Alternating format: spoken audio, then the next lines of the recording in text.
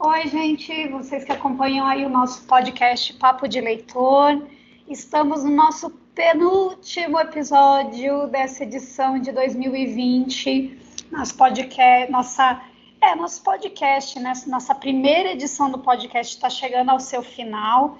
Nós estamos nesse nosso episódio de número 29 com um episódio especial, digamos assim, porque é com um autor só, os dois livros são do mesmo autor, só que é óbvio que não poderia ser qualquer autor, né? É simplesmente um prêmio Nobel de literatura, né?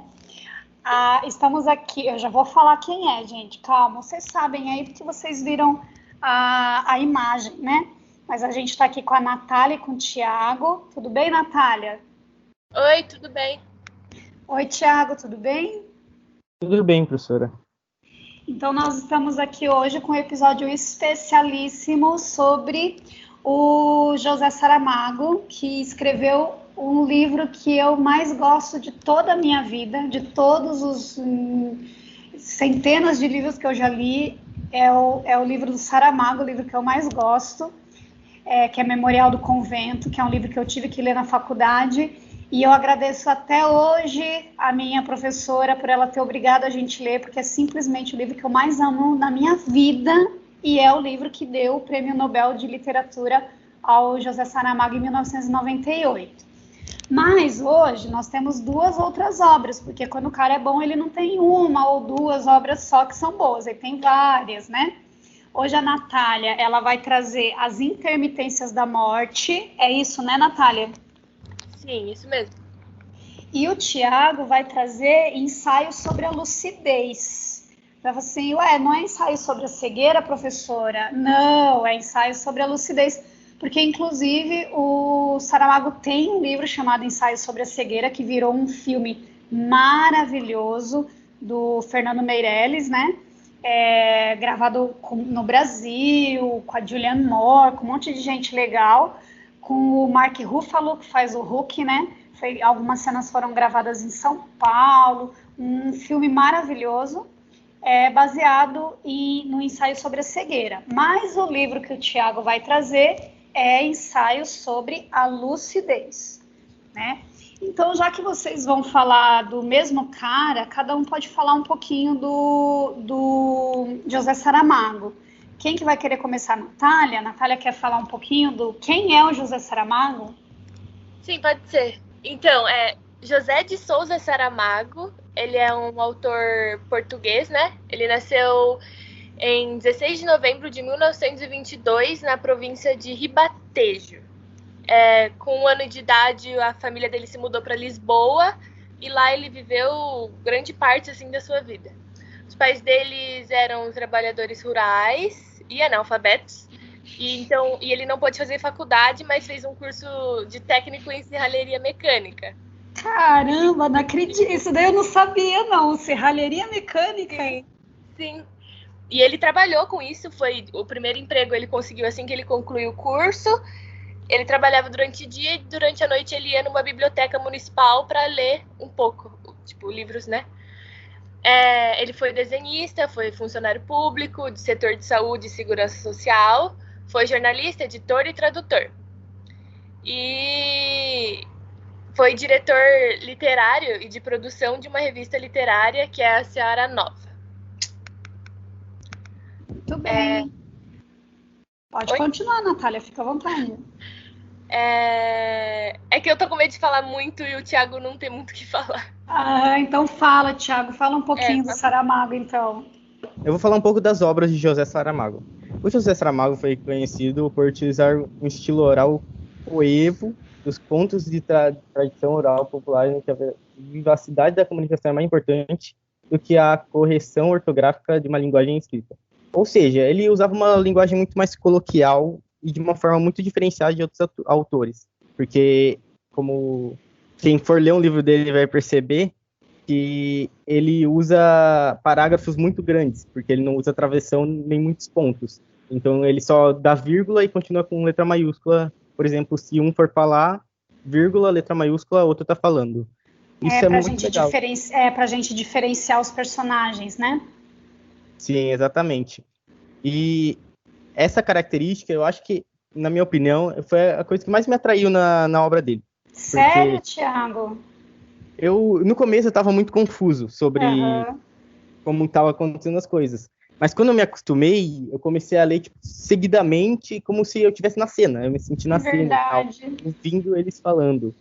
E te envolve, né? Te envolve, porque você não tem o narrador toda hora quebrando ao diálogo, falando assim, então fulano disse, cicrano disse, né? Não tem, né? Então, flui, assim. Chega num ponto que você fica pensando assim, nossa, por que todo mundo não escreve igual ele, né? Realmente, é um jeito de escrita muito singular e muito inteligente, né? Porque eu comecei a ler e eu não parava mais. Porque, como também tinha parágrafos muito grandes, eu não achava um motivo para parar, porque não tem como você parar no meio da história. Sim. Então, sempre que eu começava a ler, eu tinha em linha por umas 2, 3 horas seguidas. Nossa. E não ficava enjoado, porque eu estava gostando muito da história. É muito legal, né? Eu sou suspeita para falar, mas no começo eu também fiquei muito confusa. Eu achava meio, ai meu Deus, quem que tá falando? Quem que falou isso mesmo? Mas, por outro lado, eu não sei se vocês sentiram isso. Esse jeito de registrar as falas dos personagens, que é um jeito que é só dele, ninguém mais escreve como ele no mundo inteiro, né? Se escreve foi por influência dele também, que foi ele que meio que inventou esse jeito. Como que eu posso dizer assim? É um jeito de obrigar você a prestar muita atenção. Prende a sua atenção porque você precisa estar mais atento para saber quem que está falando o quê, né? Quando você lê Ensaio sobre a Cegueira, por exemplo, os personagens nem nome têm. Então, além de ter esse registro da fala, que não indica exatamente quem está falando, você ainda não tem os nomes dos personagens. Então, assim, é óbvio que para você seguir a leitura, você precisa prestar muita atenção. E isso vai absorvendo a sua atenção, e aí você fica envolvido pelo livro, né? Na verdade, aquilo que era para ser uma dificuldade acaba sendo uma coisa a favor do livro, né? Desculpa, Thiago, ter te cortado. Pode continuar. Não me cortou, não tem problema, não. Então, essas características que você falou de não ter nome e tal, ser característica da pessoa ou profissão, é a mesma coisa em Ensaio da Lucidez. Também. Porque meio que o Ensaio sobre a Lucidez é a continuação do Ensaio sobre a Cegueira. Entendi. Tem os personagens, eles reaparecem. Mas a trama principal envolve eles, mas o objetivo da obra inteira não é a mesma coisa. Entendi.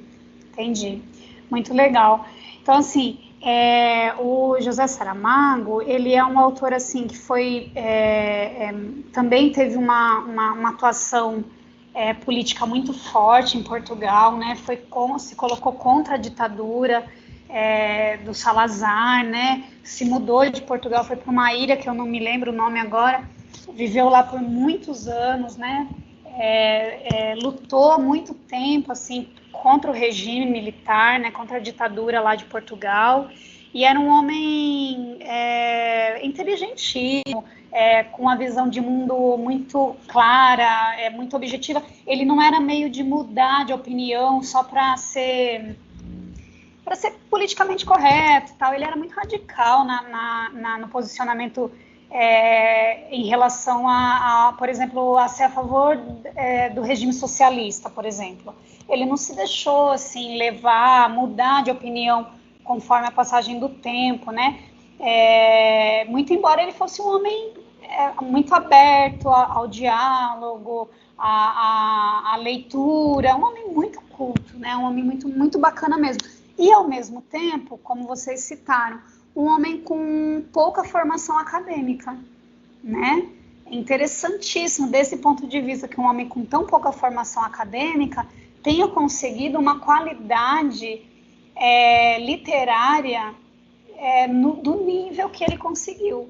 Isso é muito legal, né? Não é uma surpresa, não, tá? Não estou falando no sentido de que isso não deveria acontecer e tal. Não, mas é muito interessante a gente destacar essa característica de ter sido um homem filho de pais iletrados, que alcançou o Nobel de Literatura. É fantástico, a história dele é fantástica, né? Sim, Sora, e eu acho muito legal porque ele fala que a origem dele influenciou muito no modo dele de escrever, né? Tipo, caracterizado, como a gente falou, pela liberdade no uso de pontuação e, tipo, ele escreve do jeito que ele queria escrever.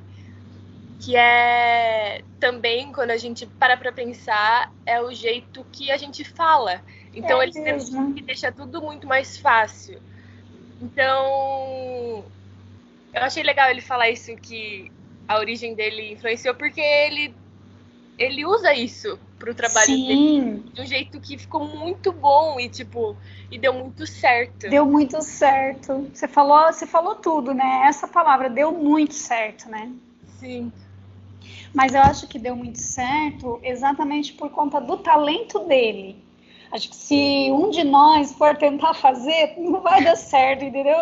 Mas o jeito como ele coloca, né? Eu acho muito bonito, assim, eu li Memorial do Convento, Ensaio sobre a Cegueira e tô lendo, assim, junto com outros livros, o Evangelho segundo Jesus Cristo, né?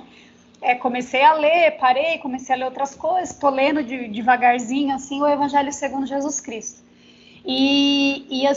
Eu acho mais bonita que o jeito dele falar, gramaticalmente, é livre, é bem livre, né? A pontuação, mas, por outro lado, ele tem não sei se os livros que vocês vão falar, claro, devem ter essa característica. Ele é muito poético. O jeito que os personagens falam, as reflexões que os personagens levantam, nessa fala, que é uma fala muito real, muito do cotidiano, mas os personagens, eles têm umas falas de uma profundidade. O próprio narrador, ele faz uns apontamentos sobre determinadas situações nas histórias que são uma loucura, é absurdo, assim, né? Eu não sei se vocês também perceberam isso nas obras de vocês. Eu percebi isso aí, sim. Até porque tem algumas vezes que ele começa a falar com o leitor, que é a digressão, né? E tal. Sim. E que aí ele aponta que aquela parte que ele acabou de falar pode passar despercebido pelos leitores menos atentos e tal. Eu acho muito interessante ele falando assim com o leitor e tal.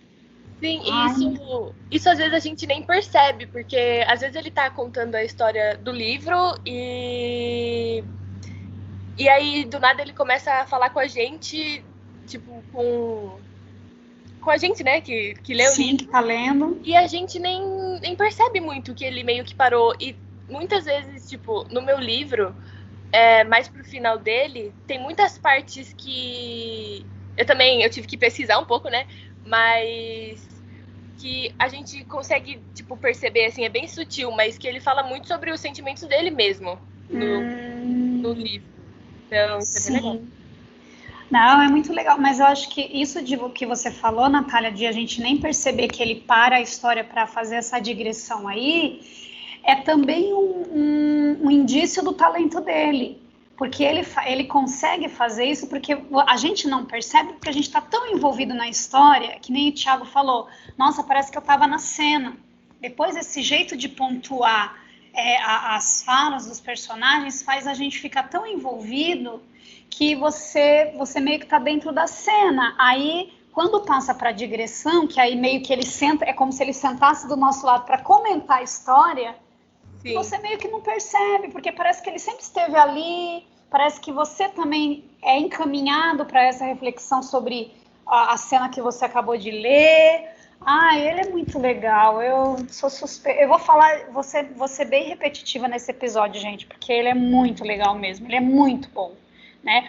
É uma leitura, assim, que oferece dificuldade, porque não é também para, sim, um leitor desavisado, assim, e de cara, mas é uma leitura muito prazerosa. Agora vamos lá que o pessoal que está ouvindo a gente aí deve falar assim, tá bom, gente, mas conta sobre a história lá pra gente ver o que é. Vamos começar com Natália. Natália, as intermitências da morte. Quem são os personagens? Como que é essa história? a senhora mesmo falou, os personagens não têm nome também no meu livro. Eita! Então, assim, de certa forma, mas também mas na segunda parte do livro, a gente fica quase o começo do livro inteiro sem um personagem principal. Mas o personagem principal do meu livro seria a Morte mesmo. A Morte... Personagemzinho normal, comunzão. É a Morte mesmo, gente. Meu personagem principal. Ai, Natália, adorei. É a Morte mesmo, gente. Meu personagem principal. E... Enfim, eu vou falar um pouco sobre o livro. O livro começa com a frase: no dia seguinte, ninguém morreu. E aí a narrativa, ela vai continuando, né? E vai explicando os fatos que vão acontecendo. De um ano para o outro, de 31 de dezembro a 1º de janeiro, às meia-noite, ninguém mais morre num determinado país. Ele não fala qual é o nome do país, mas a gente sabe que é um país pequeno. Então, a Morte para de exercer o seu serviço para a comunidade local, ela fica suspensa por, 7 meses. Então, a gente começa a refletir o que seria o não morrer e ter uma vida eterna. Eu acho que, a princípio, pode nos fazer pensar que é uma coisa boa, né? Mas no livro a gente vê que a morte, querendo ou não, é um mal necessário. Afinal, eu acho que ninguém nunca parou para pensar o que aconteceria e todos os problemas que causariam se a morte só parasse de acontecer qualquer dia. Ela resolve não levar mais ninguém, entre aspas.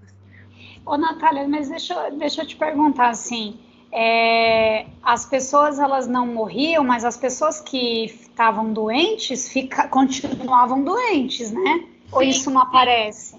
Não, sim. Eu tô quase chegando já. Ai, meu Deus, tá bom, eu tô curiosa.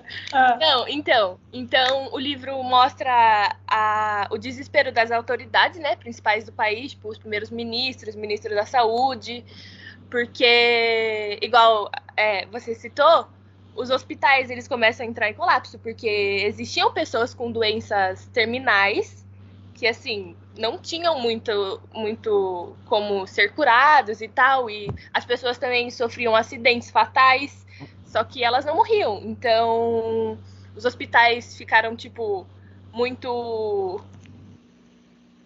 cheios, sobrecarregados. Cheios. Sim, sobrecarregados, então mostra o colapso dos hospitais, mostra o desespero dos líderes religiosos, porque não tem morte, e sem morte não tem ressurreição. Opa, então, sem ressurreição não tem igreja.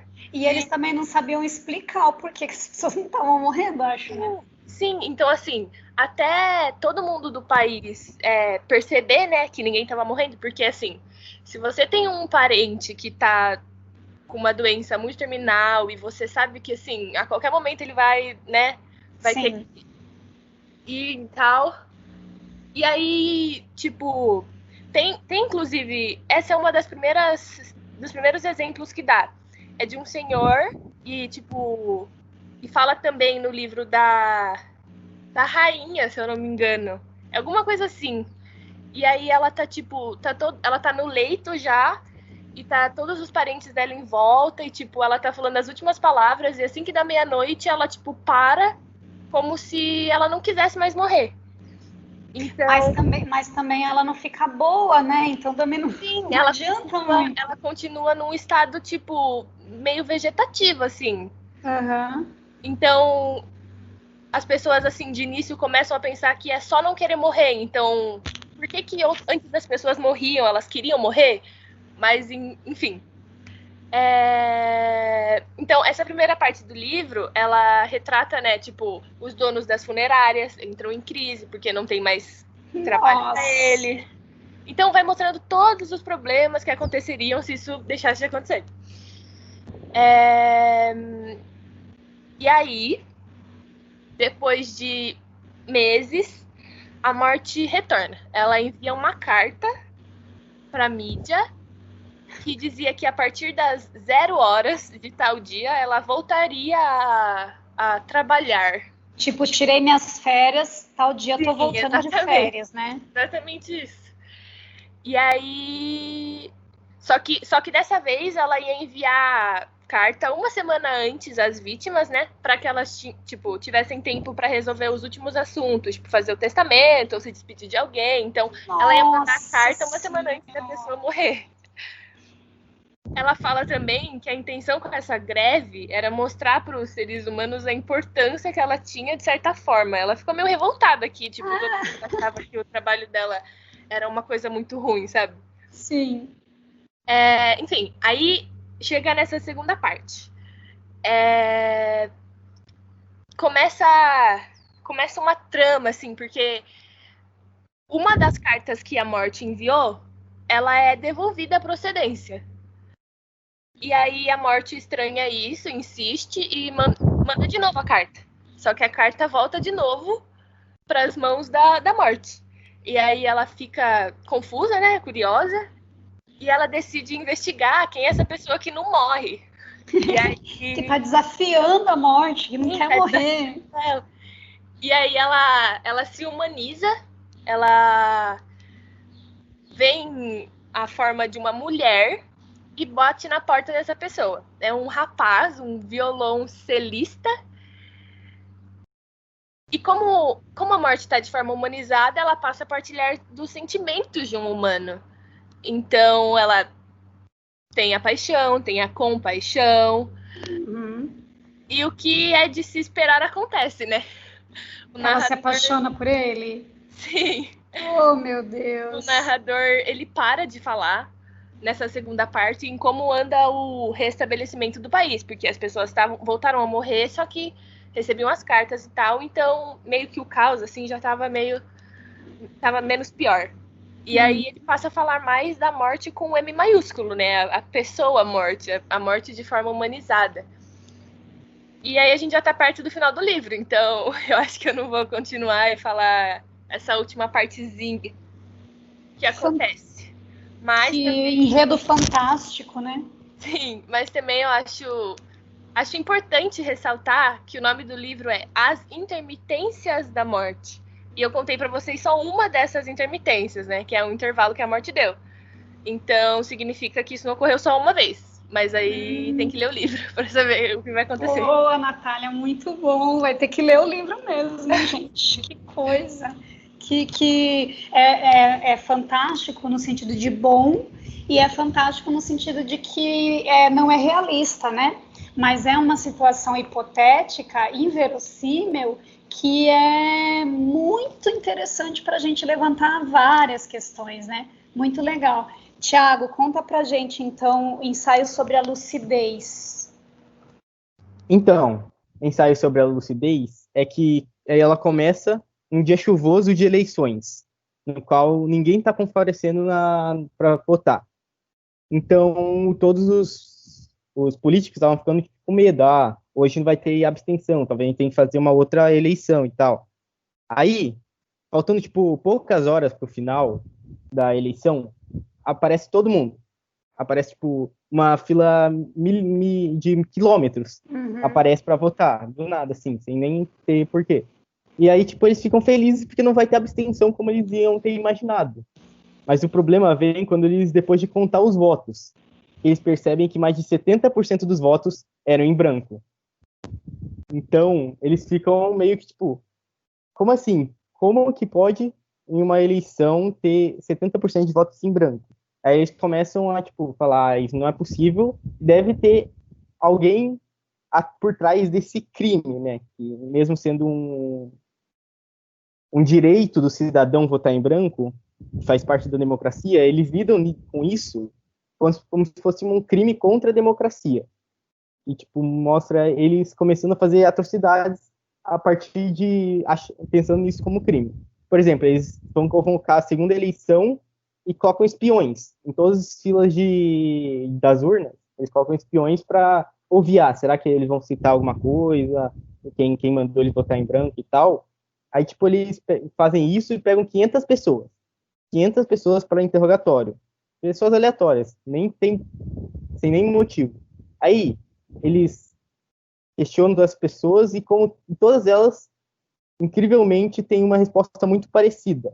que, por direito, eles não têm a necessidade de falar em quem eles votaram. Que mesmo que, pela segunda eleição, 83% pelo menos votaram em branco. Então, a maioria daquelas 500 pessoas tinham que ter votado em branco. Mas, de algum jeito, elas tinham um pensamento parecido de que elas têm o direito de não falar. E realmente é um direito que tem na Constituição da democracia. Sim. Você não precisa revelar seu voto. Então, com isso, eles até começam a usar a máquina de mentira. Qual que é o nome daquela máquina? Detector de mentira? Aquele que fica um negocinho riscando num papel. Sim, aí, sim. Tipo, para usar como se fosse, vamos descobrir a partir das mentiras. Aí tem até uma mulher que fala pro próprio interrogador, qual é o nome? O investigador, colocar o objeto de mentira nele, faz uma pergunta para ele e mostra que ele tá mentindo, como se fosse uma pergunta que nem tinha por que ele mentir, para provar que não tava funcionando e tal. Aí depois disso, começa ao governo a falar que não podemos deixar isso continuar assim, né? Aí tem a reunião dos ministros e tal, para descobrir o que eles vão fazer com isso. Aí que apresenta mais ou menos uns personagens importantes, que seria o primeiro-ministro e o presidente e o ministro do interior. Que são, tipo, os antagonistas principais, basicamente. Aí eles decidem que eles vão colocar a cidade, que é, na verdade... eu esqueci de falar, né? Eu falei que estava acontecendo uma cidade, essa eleição, que era a capital de um país. A cidade, capital de um país que não cita o nome. Não cita nem o nome da cidade, nem o nome do país. E que eles iam entrar em um estado de sítio. Que eles iam, a partir de agora, tirar os direitos individuais de todas as pessoas que vivem naquela cidade. E a partir daí, eles tentam várias coisas que não dá certo. Que descobrir quem é o líder desse movimento. O líder, entre aspas, né? Porque, em tese, não teria um líder, né? Se todo mundo votou em branco, todo mundo tem o seu direito. Então, eles resolvem fazer algo bem mais... Eu esqueci a palavra. Mais drástico, assim? Mais drástico. E eles decidem tirar todo o governo da cidade. Eles decidem que todo o exército, polícia e políticos vão sair dessa capital desse país e vão fazer uma fronteira para que ninguém pudesse entrar nem sair dessa capital. Todo mundo agora está preso na cidade. E sem vários dos serviços públicos que o governo deveria fazer para a população. Aí depois eles falam, daqui 2 dias eles vão se descontrolar e vão pedir para a gente voltar e a gente vai descobrir quem é o líder e tal. Mas aí eles percebem que não é assim, que as pessoas começam a se ajudar. Por exemplo, como o serviço de lixo tinha parado, as donas de casa saem na rua e começam a varrer a calçada, para calçada e rua de suas casas. Aí continua a cidade limpa e tal. Aí, tipo, isso mostra que mesmo essas medidas não estão dando certo. Então, acontece umas coisas lá que... Um atentado, né? Acontece um atentado na cidade, que no metrô explode uma bomba. Isso, as autoridades ainda estavam fora da cidade. Eles não voltaram ainda. Uhum. Isso é a cidade sem lei, né, nesse caso. Aí esse atentado ocorre e 33 pessoas morrem. Nossa.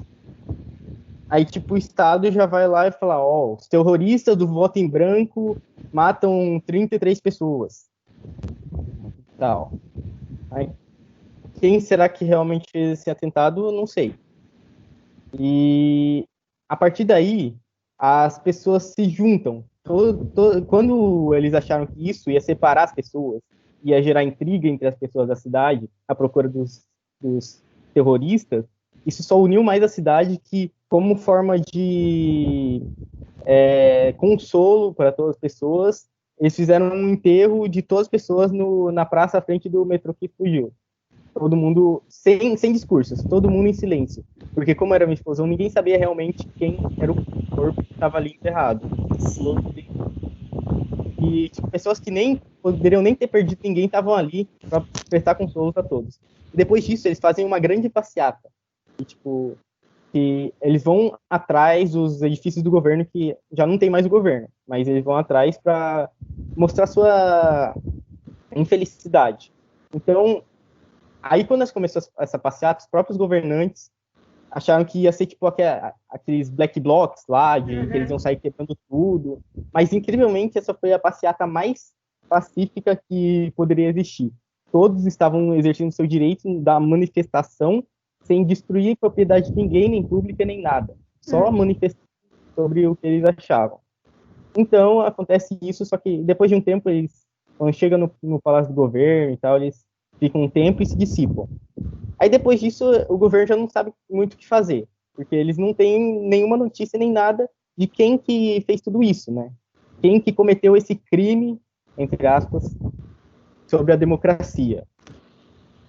Então, é aí que, fora da cidade, o ministro do interior, o presidente e o primeiro-ministro recebem uma carta. Essa carta veio de dentro da cidade, de alguém que diria que sabe informações que eles não sabem.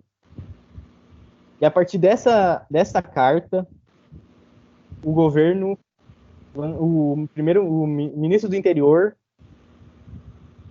pega 3 caras, que seria o comissário de polícia, um investigador e um agente, para investigarem o caso. Ele mandou esses 3 secretamente para a cidade. Sim. Eles deixaram uma parte da fronteira sem ninguém, para eles passarem de boa, sem ninguém saber. É aí que entra o personagem principal, que é o comissário de polícia. O comissário de polícia vai ser o personagem que a gente vai acompanhar investigando sobre os votos em branco. E a partir daí, você tem que ler o livro para saber, porque é aí que começa a verdadeira história. Nossa, interessante. Agora que vai começar a história, depois de tudo isso. É, exatamente. Muito interessante. Você vê que os livros dele, assim, eles misturam mesmo, né, essa questão desses acontecimentos meio inverossímeis, mas que são acontecimentos que eles estão ligados com a realidade, de alguma maneira, né? Porque, por exemplo, é muito real a questão da morte. É muito real também a nossa insatisfação com os governantes de maneira geral, né? E é muito real a questão dos direitos, por exemplo, civis, de votar ou de não votar, de viver de maneira, da melhor maneira possível, né? São muito reais, mas ele coloca o pano, não o pano de fundo, mas o start, assim, o começo da história é sempre verossímil, sempre nasce de uma situação muito fantástica. Tipo, 80% dos eleitores votarem em branco, a morte querer tirar férias, mas daí você vai descobrindo uma reflexão muito real, muito do mundo real, né? Olha, a vida talvez ela só tem algum tipo de sentido porque a gente morre, né? O que é a democracia? Como que se faz a democracia, né? É isso mesmo? É só votando? É desse jeito? A gente precisa dos governantes, e se precisa, mas como? Enfim, são questões muito sérias, né? Aí, muito interessantes. Ele é maravilhoso, né? Agora, deixa eu perguntar. Os livros do Saramago, eles não são propriamente populares entre os jovens.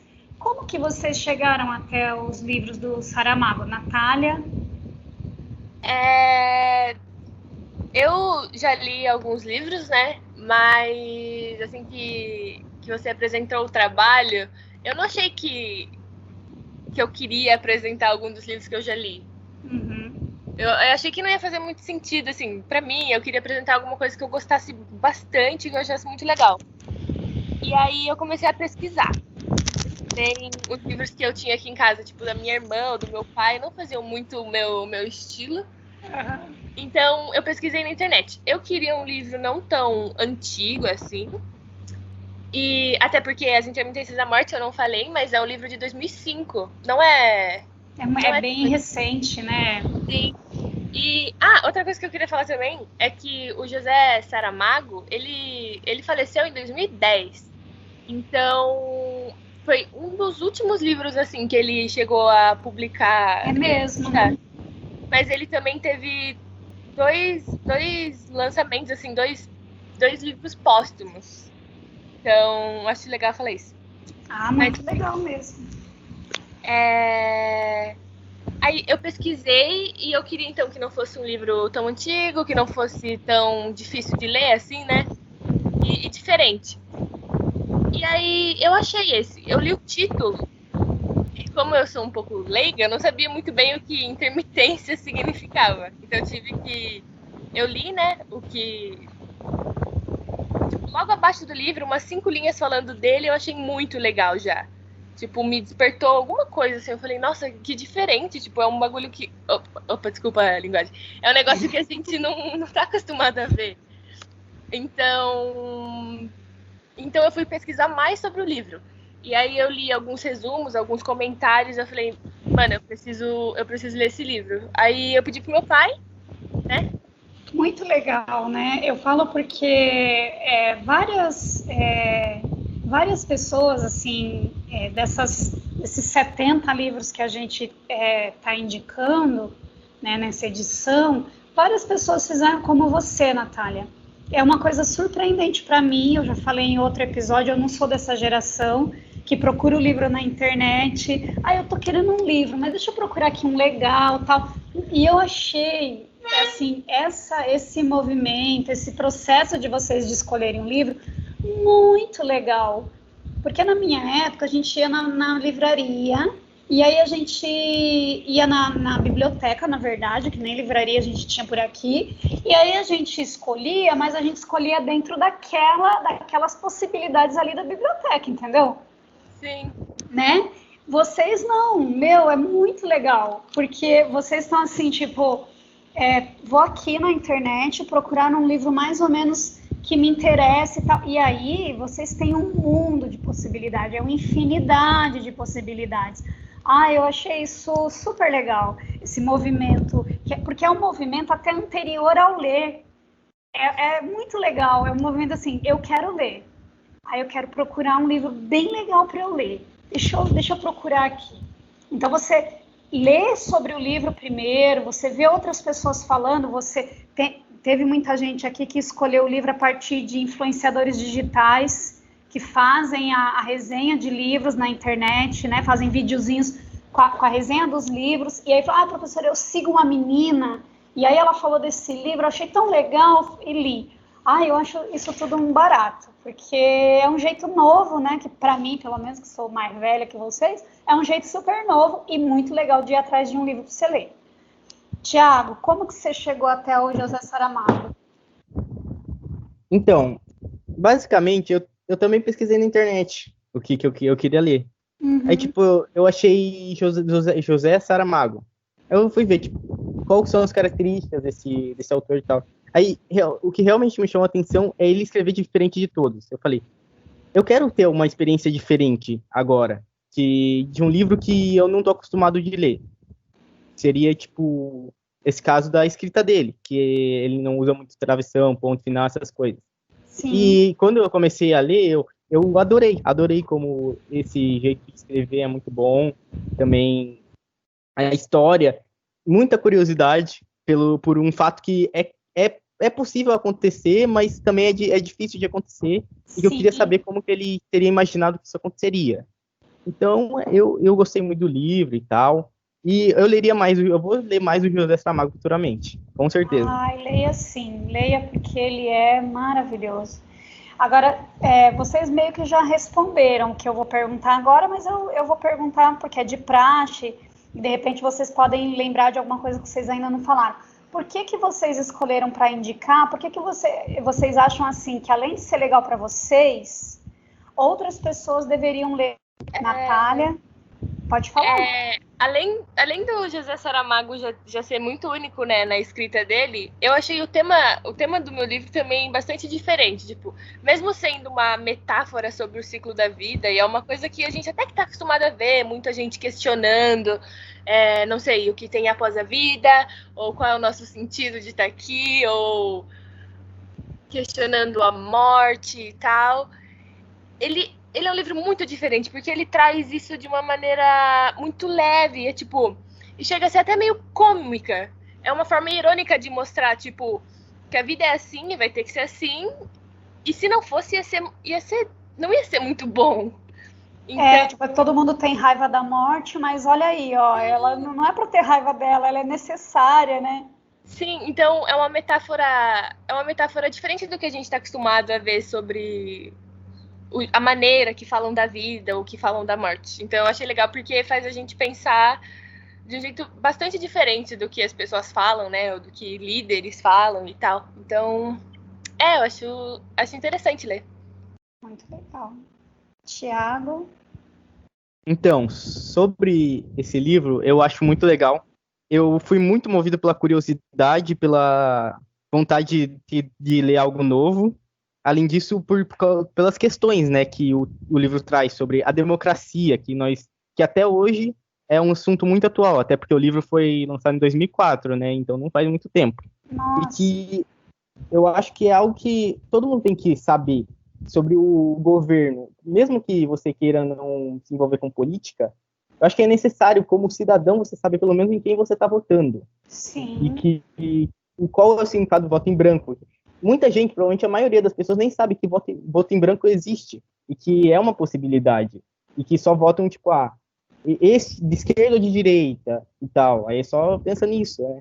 Eu acho que deveria ter mais uma conscientização das pessoas sobre como funciona a democracia, em quem eles estão votando realmente, parar de acreditar cegamente nos políticos, essas coisas. Por isso que eu recomendo esse livro também. É uma reflexão muito atual mesmo, né, Tiago? Meu Deus, a gente acabou de ter eleição para prefeito, né? Acabou de acontecer eleição nos Estados Unidos, por exemplo, num processo super tenso, né? Ameaçado até pelo presidente que perdeu as eleições. E essa reflexão, nossa, é preciso fazer, né? A gente tem que a gente já se desgastou e perdeu muito tempo com essa polarização. Está na hora de a gente dar um passo além do que realmente é a democracia, de como funciona, da importância das autoridades, da importância da sua participação, de como você também se comporta como cidadão, né? Que nem você falou assim, o pessoal da limpeza parou de passar, as mulheres foram lá, limpar a calçada. Né? As pessoas foram limpar as próprias calçadas, né? Então a gente também precisa conversar mais sobre isso, né? Aonde que começa o trabalho dos governantes, mas aonde que começa o meu trabalho como cidadão, né? O que me cabe? Que parte desse latifúndio aí que cabe a mim como cidadão fazer, né? É muito e atualíssimo, né? Meu Deus, parece que foi combinado, né? A gente falar de um livro desse no momento que a gente está passando, né? Gente, mas é isso, assim, é um episódio muito especial, vai ficar guardado no meu coração, porque é uma oportunidade de a gente falar de um escritor que é o escritor, assim, do meu coração mesmo. Eu amo muitos escritores. Se eu fosse professora de português e não amasse, seria esquisito, né, gente? É normal. Amo muito, amo. Eu devo a eles, boa parte da pessoa que eu sou, de como eu vejo o mundo, eu devo aos caras e às mulheres que escreveram os livros que eu li. Mas o José Saramago, ele tem um espaço no meu coração reservado, assim, muito especial. Porque o primeiro livro que eu li dele me tocou profundamente. É um livro que fala de uma história de amor real, entre duas pessoas reais, né? Tô falando do Memorial do Convento, tá, gente? Não vou fazer a resenha dele aqui, tá?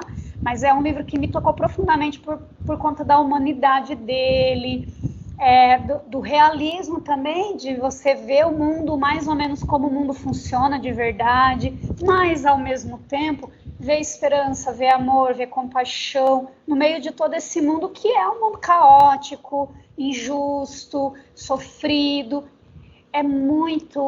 Foi muito profunda a minha experiência, foi muito profunda a minha experiência de leitura do José Saramago. Por isso que eu sou meio a louca do José Saramago. Eu fico assim, leia também, é tão legal, leia fulano, nossa, você vai gostar e tal.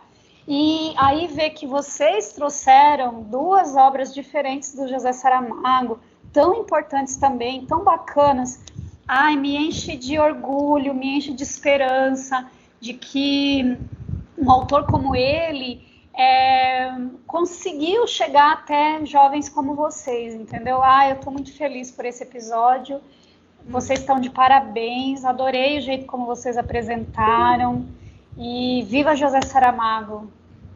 Viva! Viva, viva! Muito legal, obrigada, né? E vocês que acompanham a gente, espero que vocês tenham gostado desse episódio. Só de lambuja aqui a gente já falou de 5 livros do José Saramago. A gente falou das Intermitências da Morte, Ensaios sobre a Lucidez, Ensaios sobre a Cegueira e o Evangelho segundo Jesus Cristo e Memorial do Convento. Nós colocamos simplesmente 5 obras aí. Você tem 5 obras para você escolher. Se você quiser começar pelo Memorial do Convento, porque é um Nobel, beleza. Mas se você quiser ver como a morte aí fica apaixonada, beleza também. Se você quiser começar com o negócio do pessoal que fica cego do nada lá, começa pelo Ensaio sobre a Lucidez. Ou assistir o filme primeiro, depois ler o livro. Se você tiver com um pouco de...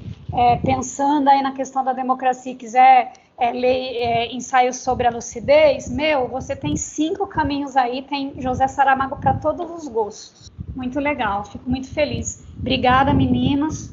E obrigada a quem está nos escutando. Tchau, Natália. Tchau, Thiago. Tchau, Sora. Obrigada. Tchau. Obrigada, Celso, que está aí ajudando a gente na parte técnica. E a gente fica aqui até o nosso último episódio. Tchau, gente. Até mais.